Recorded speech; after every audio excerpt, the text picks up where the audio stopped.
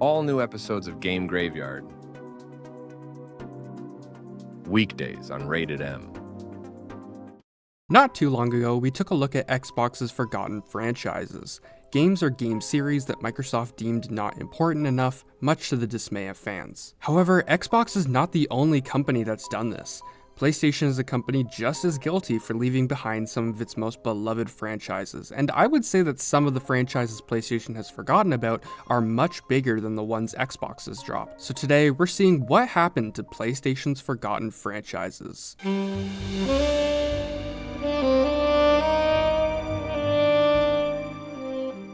Really quickly, I want to mention that I won't talk about Crash or Spyro, as they're now under the control of Activision. They are out of PlayStation's hands. I just wanted to mention that because I'm sure someone in the comments would have asked about them.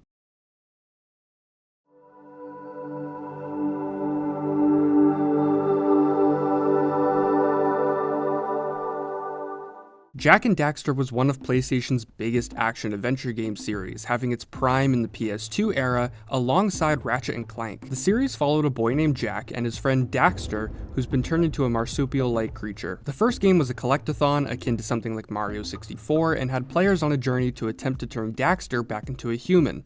But as soon as the second game, the tone shifted drastically and focused more on the lore of the game's world and the fate of its main characters. The series consists of the collectathon Jak and Daxter, as well as its two action-focused sequels, Jak 2 and Jak 3. Following that is a racing game spin-off titled Jak X, a solely Daxter-focused platformer on the PSP, and then finally, Jak and Daxter: The Lost Frontier, ending the series. That's one of the main reasons that the series hasn't been picked back up. It's largely considered finished with The Lost Frontier. However, fans have speculated that due to the team feeling unsatisfied with the game's quality, another Jak and Daxter game is a possibility. However, there are more reasons as to why the series has been forgotten.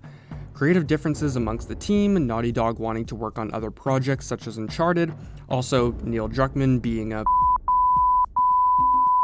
he'd rather release something like Last of Us 1+2 and then wait a few years to release The Last of Us 1+2 Remastered than even think about Jak and Daxter. It sucks that the series has been forgotten because it was a really big game a while back. Like, this is not a niche series that a handful of people enjoyed. Someone considered Jak and Daxter to be PlayStation mascots. Ratchet and Clank have managed to make a pretty good comeback. I don't see why these two can't.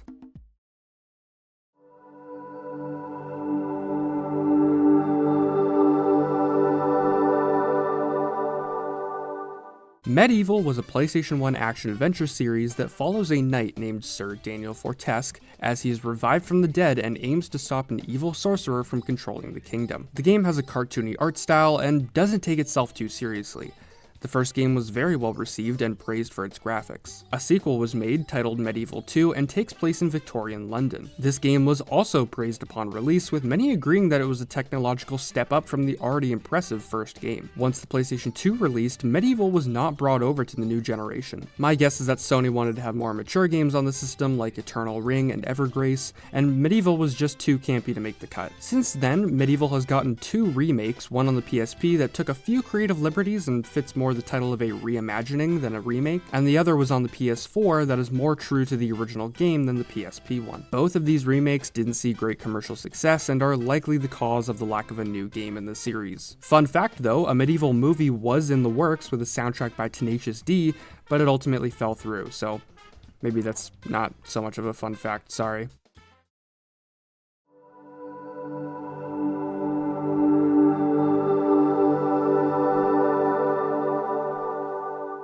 Sly Cooper, or Sly Raccoon in the PAL regions, was another action-adventure series on the PlayStation 2 that had an emphasis on platforming and stealth. The series stars the titular Sly and his associates as they commit various heists. The series was big on the PS2 alongside the aforementioned Jak and Daxter and Ratchet & Clank. From 2002 to 2005, the series had 3 mainline entries, and 7 years later, Sly Cooper Thieves in Time would release, ending the series. Thieves in Time was also relatively underwhelming, which probably didn't help. The developers, Sucker Punch Studios, have moved on to other projects, including the Infamous series and Ghost of Tsushima, as well as its upcoming sequel, Ghost of Yotei.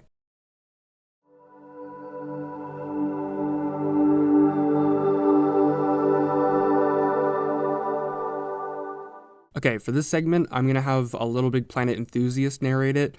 Think of this as like when in Pawn Stars, when Rick Harrison calls in some random guy who knows a lot about a given subject. Here's GeoBlitzy with the LittleBigPlanet segment.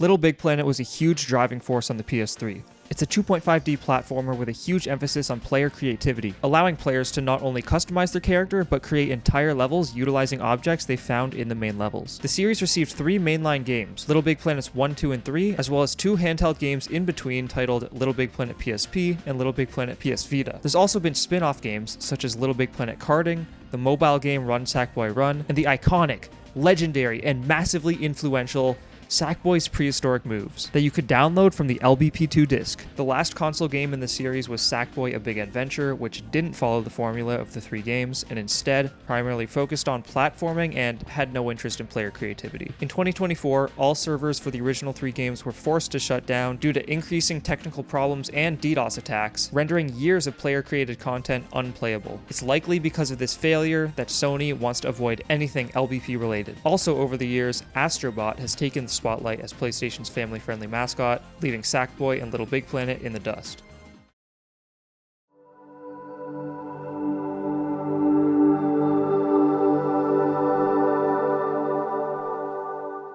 Layer is a game. I don't really know how to describe it with a genre. It's a flight simulator, I guess, but like you're flying a dragon in a fantasy setting and using it to destroy your enemies, so flying around isn't like the main point like it usually is with flight simulators. Layer was developed by Factor 5, who worked on the Star Wars Rogue Squadron games. Those games had you piloting starships and engaging in dogfights, so Layer was nothing out of the ordinary for Factor 5. Despite its totally awesome concept, Layer was actually not well received.